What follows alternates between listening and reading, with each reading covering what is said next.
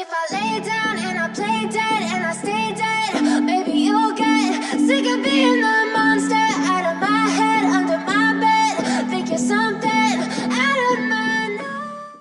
Oke, kembali lagi di So Jadi Pandit. Dan kali ini gue akan membuat video lagi nih khusus untuk membahas tentang Casemiro kembali ya. Kemarin gue sudah bahas tentang transfer update-nya ya. Kemarin tuh pada saat gue bikin itu belum ada keterangan resmi bahwa Casemiro akan pindah. Tapi menurut berbagai sumber memang sudah reach personal agreement lah. Sudah hampir deal, ibaratnya seperti itu. Nah, sekarang gue buat video ini posisinya adalah sudah resmi bahwa Casemiro akan pindah ke Manchester United. Jadi sudah resmi dengan harga 60 juta euro plus 10 juta add-ons. Nah itu kalau ya syarat-syarat tertentu lah. Jadi kurang lebih MU akan membeli Casemiro dengan 70 juta euro dengan gaji kurang lebih 350.000 euro per minggu. Ya itu kalau gue hitung-hitung kurang lebih itu 16,8 juta per tahun. Ya itu cukup besar lah secara harga. Tapi yang gue mau bahas bukan itu. Yang gue bahas adalah kenapa sebenarnya Manchester United membeli Casemiro, dan juga apa yang akan dilakukan oleh Real Madrid, apa yang akan terjadi oleh Real Madrid, apa yang harus dilakukan oleh Real Madrid menanggapi kepergian dari seorang Casemiro. Ya, kita masuk dulu ke pertama, yaitu sebenarnya alasan apa Manchester United membeli seorang Casemiro. Karena kita tahu bahwa sebenarnya incaran pertama dari awal seorang Erik ten Hag adalah seorang Frenkie de Jong. Ya, Frenkie de Jong diharapkan menjadi DM-nya Manchester United. Dia yang mengatur lini tengah, ya, dia yang menjadi dirijen di lini tengah. Itu kan awalnya itu plannya ten Hag seperti itu. Ternyata de Jong tidak dapat, pindahlah dia ke Rabiot. Sebenarnya dari Rabiot pun gue sudah agak aneh, karena Rabiot bukan tipenya de Jong. Dia tidak bisa mengatur lini tengah. Dia seorang breaker, dia seorang destroyer. Ya, dia kalau disuruh defense, man marking cukup kuat. Ya, bukan tipe yang bisa mengalirkan bola dengan sangat bagus, enggak. Ya, kita itu terbukti di PSG maupun di Juve. Dia seorang DM murni. Itu saja gue udah aneh. Nah, ternyata Rabiot kemahalan, minta gajinya, dia pindah ke Casemiro. Nah, ini terbukti tipenya sama dengan Rabiot, cuman kualitasnya saja lebih bagus Casemiro, jauh. Nah, akhirnya langsung deal, tidak pakai tidak pakai transfer negotiation yang lama ya, yang berbelit-belit seperti de Jong, langsung deal. Nah, gue lihat di sini memang nampaknya ten Hag pun melihat dari dua laga awal, dia mulai mungkin sadar, dan juga manajemen terutama itu sadar bahwa peran dari Casemiro ini yang hilang, yang tidak ada di Manchester United. Ya, kita lihat bahwa serangan-serangan dari lawan ini mudah sekali untuk tembus ke lini pertahanan dari Manchester United tanpa melewati lini tengah. Itu yang penting. Nah, ini tugasnya Casemiro di sini, untuk memotong segala serangan musuh itu yang berasal dari lini tengah. Yang ini tidak ada pemain dari Manchester United yang punya kemampuan yang luar biasa seperti Casemiro untuk melakukan ini. Fred lebih bapuk lagi. Ya, lebih bapuk lagi. Apalagi McTominay. Kita tahu bagaimana kualitas mereka. Nah, maka dari itu, kalau gue bilang peran dari Casemiro ini akan sangat penting. Tapi Casemiro nggak bisa sendiri seperti yang gue bilang di video kemarin. Dia harus didukung oleh gelandang-gelandang di depannya yang bisa mengatur, karena dia kalau disuruh menjadi dirijen agak sulit, karena itu bukan kemampuan terbaik dia. Kemampuan terbaik dia adalah terutama dalam skill defensif. Itu sangat luar biasa. The most underrated player kalau menurut gue dari trio CMK di Real Madrid. Karena perannya memang lebih defense, dan defense itu seringkali di underestimate oleh orang gitu.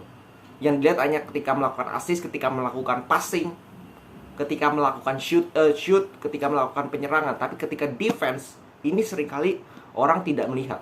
Dan itu lebih dominan seorang Casemiro di situ. Perannya itu sangat sentral di Real Madrid. Maka dari itu MU menurut gue melakukan pembelian yang sangat luar biasa. sangat luar biasa. Mereka ini tampaknya mulai sadar bahwa squad mereka ini bapuk gitu. Kalau mereka bermain dengan squad seperti ini di liga, gue tidak melihat ada prospek bagus dari Manchester United, bahkan untuk 4 besar. Maka dari itu mereka butuh pemain-pemain yang berkualitas. Itu dibilang oleh Ten Hag dan datang beneran. That's a good menurut gue, that's a good transfer kalau menurut gue untuk MU.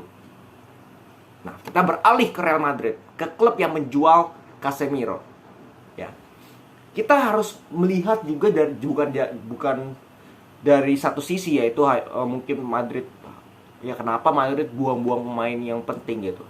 Kita harus lihat dari berbagai sisi juga. Dari sisi Casemiro, dari sisi Real Madrid juga. Dari sisi Casemiro, kenapa dia minta pindah? Feeling gue ada beberapa faktor, nggak satu faktor doang. Terutama itu faktor gaji, terutama faktor kontrak. Dia ditawari 5 tahun di Manchester United, sedangkan di Madrid sisa kontraknya 2 tahun. Oke. Lalu di Manchester United dia ditawari gaji 2 kali lipat. Itu yang menurut gue membuat Casemiro pun goyah. Karena kita tahu Casemiro ini bukan pemain yang sangat ambisius seperti contoh Cristiano Ronaldo, yang dia harus walaupun sudah umurnya 30, sekarang 37, dia harus main tetap di kasta tertinggi.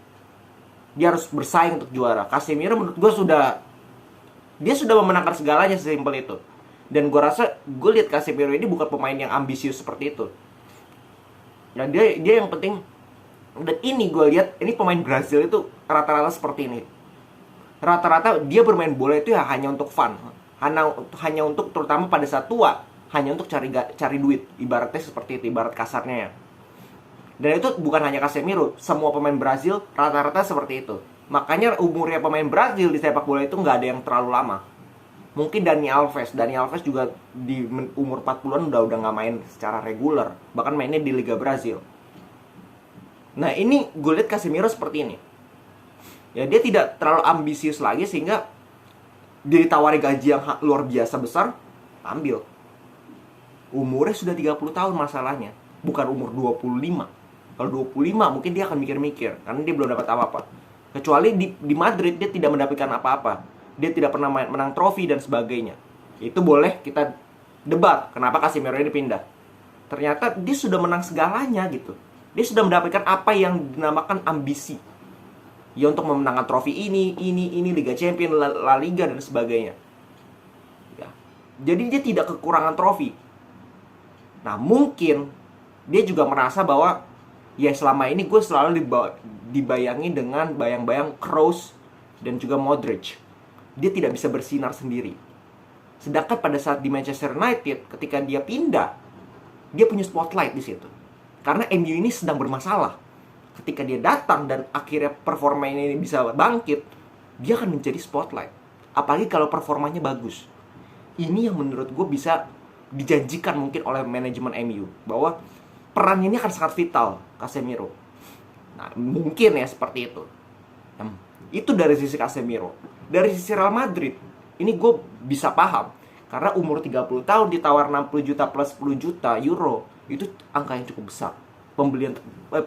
Salah satu penjualan terbesar dari Real Madrid juga. Dan ini bukan hanya Casemiro. Beberapa kasus itu sudah seperti ini. Real Madrid memang seperti ini. Varane pun demikian, Ronaldo, Ramos, semua dilepas kalau memang mereka tidak ingin bertahan di Real Madrid. Varane pun demikian kan. Real Madrid demikian. Kalau memang Varane waktu itu mau pergi silahkan. Tapi kalau mau bertahan kita juga terima gitu. Ternyata Varane ingin pergi. Madrid tidak tahan. Sama demikian dengan Casemiro. Sebenarnya Madrid sudah bilang bahwa Casemiro ini pemain penting. Ancelotti pun sudah bilang Casemiro ini pemain penting. Tapi kalau dia mau pergi, Madrid tidak akan menahan. Ini memang menunjukkan klub profesional. Ini profesional, sebuah klubnya seperti ini. Tidak menahan pemainnya begitu sengit. Seakan-akan pemain ini sangat besar. Bahkan ini membuktikan Real Madrid bahwa semua pemain itu sama. Ya, semua pemain itu sama. Kalau dia tidak ingin bermain di Real Madrid lagi, go. Just go. Dan itu terbukti berkali-kali. Maka dari itu, kalau orang mengkritik Real Madrid, Real Madrid siap-siap nanti bakal walaupun performanya pasti tidak akan sebagus pada saat ada Casemiro, tapi Real Madrid sudah membuktikan bahwa mereka adalah klub yang profesional.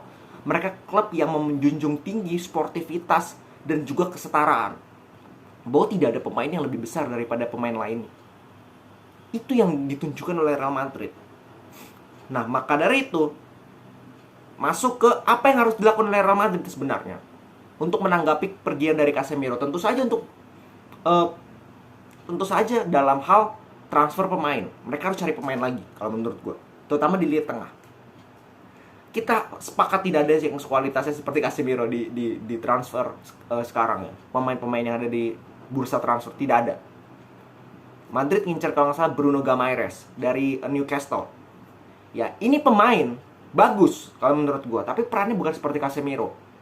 Bukan DM. Dia mungkin mengisi posisi cross, oke. Dia lebih ofensif, oke. Tapi untuk defensif, ini gue pertanyakan. Apa mungkin Ancelotti punya plan lain? Ketika mendatangkan Bruno, maka Kroos yang akan digeser menjadi DM seperti di 2015. Di pertama kali Kroos datang ke Real Madrid, di bawah Ancelotti dia main sebagai DM. Mungkin seperti itu.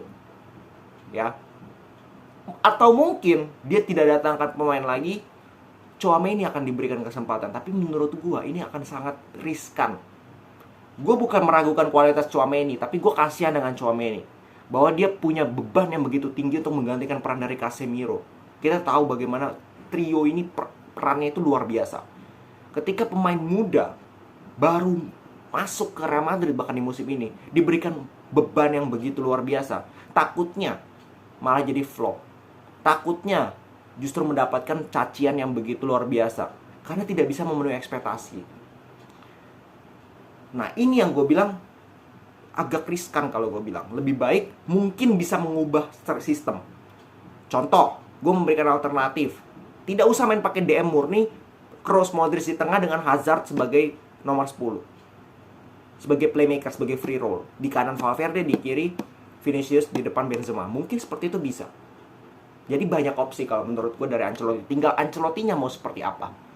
Dan apakah yang dilakukan oleh Ancelotti itu berhasil nanti. Nah, ini yang penting. At least kalau menurut gue mereka harus beli pemain. Entah di posisi gelandang. Karena gelandang pun sebenarnya mereka nggak kekurangan ya. Mereka tetap ada 6 pemain di posisi 3 gelandang. Atau mereka beli di winger. Nah, itu bisa juga terjadi. Nah, kita lihat nanti seperti apa kebijakan transfer dari Real Madrid. Karena mereka sudah kehilangan 1 pemain nih. Mereka kemarin bilang mereka tidak transfer karena mereka full pemain. Nah, sekarang mereka sudah kehilangan 1. Mereka harus beli lagi. Minimal pemain yang matang. Pemain yang matang yang siap menggantikan peran dari Casemiro. Walaupun tidak sebagus Casemiro, tapi bebannya itu minimal tidak dilimpahkan kepada pemain yang terlalu muda seperti Tchouaméni maupun Camavinga. Itu yang menurut gue harus dilakukan oleh Real Madrid. Oke, segitu dulu pembahasan dari gue tentang Casemiro, perannya di MU, dan juga Madrid. Kenapa menjual Casemiro dan juga apa yang harus dilakukan oleh Real Madrid. Jangan lupa subscribe, like, dan juga komen kalau kalian punya pendapat lain. Share konten ini supaya teman-teman kalian juga bisa paham ya sebenarnya apa yang terjadi tentang Casemiro. Salam sepak bola.